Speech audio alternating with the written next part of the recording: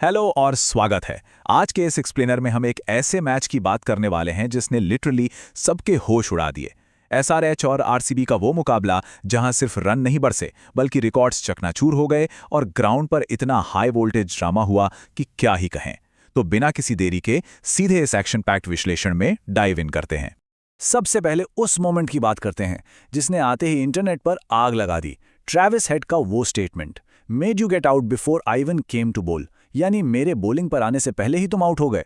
हुआ यह था कि शिवांग कुमार के ओवर में विराट कोहली ने इंपैक्ट प्लेयर ट्रेविस हेड को ऑफ स्पिन डालने के लिए चैलेंज किया और थोड़ा प्रोवोक करने की कोशिश की, पर कोहली के आउट होते ही हेड ने ये तीखा काउंटर दे दिया।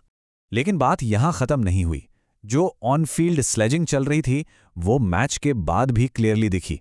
जब पोस्ट मैच हैंडशेक्स का टाइम आया, ट्रेविस हेड ने हाथ बढ़ाया जरूर, पर विराट कोहली ने हाथ मिलाने से साफ इनकार कर दिया। अब हम यहां बिल्कुल न्यूट्रल तरीके से इसे देख रहे हैं, पर यह ऑब्जर्व करना बड़ा इंटरेस्टिंग है कि ग्राउंड की हीट मैच खत्म होने के बाद भी वैसी ही बरकरार थी। चलिए अब आगे बढ़ते हैं हमारे पहले सेक्शन की तरफ, एसआरएच की इस batting power house and the 255 run mountain. 255, जरा सोचिए इस बारे में। यह बस एक छोटा मोटा नंबर नहीं है, ये एक ऐसा पहाड़ जैसा स्कोर था जिसने आरसीबी जैसी सॉलिड चेजिंग मशीन का कॉन्फिडेंस पूरी तरह से हिलाकर रख दिया। इस एक टोटल ने ये इल्यूजन तोड़ दिया कि कुछ बॉलर्स की तो पिटाई हो ही नहीं सकती। एसआरएच के बैटर्स ने साफ दिखा दिया कि वो किसी भी बॉलिंग अटैक की धज्जियां उड़ा सकते हैं।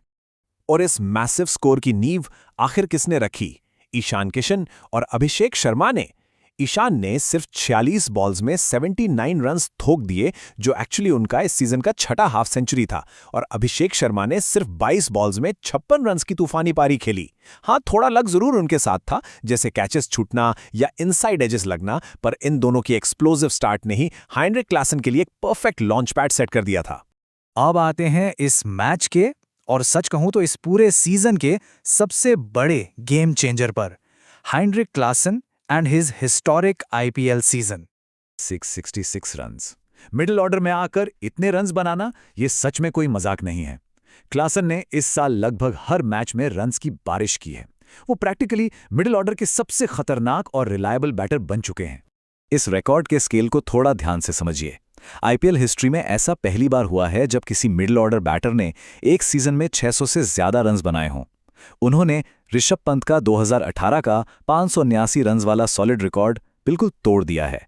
सबसे हैरान करने वाली बात यह है कि उनका एवरेज 50 का रहा है और स्ट्राइक रेट 160 के करीब।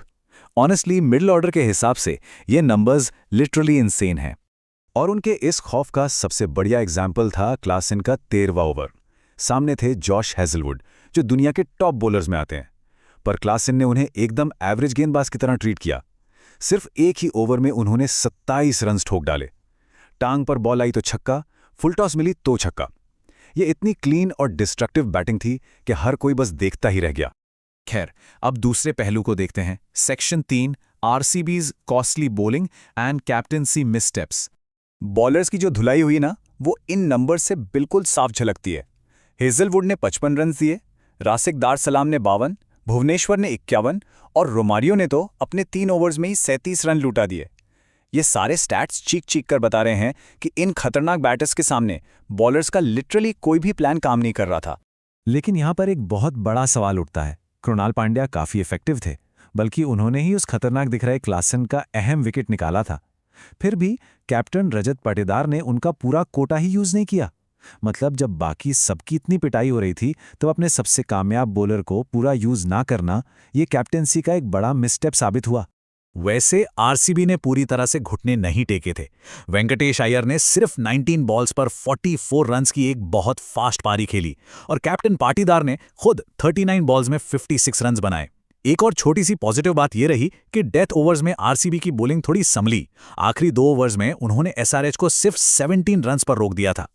पर बात वही आ जाती है जब सामने एसआरएच जैसा बॉलिंग अटैक हो और स्कोरबोर्ड पर 255 का टारगेट हो, तो वापसी करना प्रैक्टिकली नामुमकिन हो जाता है।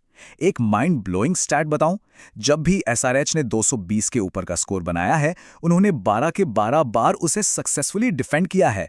पैट कमिंस और साकिब जैसे बॉलर्स की वजह से उनका यह 100% विन रिकॉर्ड उनकी असली पावर दिखाता है। अब थोड़ा पिक्चर को बड़ा करते हैं। हमारा आखिरी section, the playoff race surviving the top 2। हाँ, आरसीबी 55 रन से ये मैच जरूर हार गई, पर उनके लिए यहाँ एक बहुत बड़ी सिल्वर लाइनिंग है।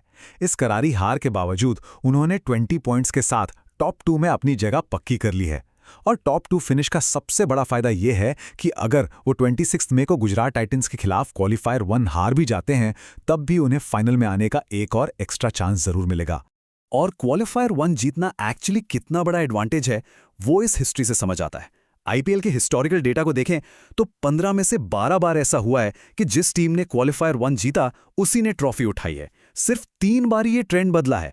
ये डेटा बिल्कुल साफ कर देता है कि आरसीबी और जीटी के बीच होने वाले उस मैच की अहमियत और प्रेशर कितना ज्यादा होने वाला है। तो अब करंट प्लेऑफ पिक्चर कैसी दिखती है?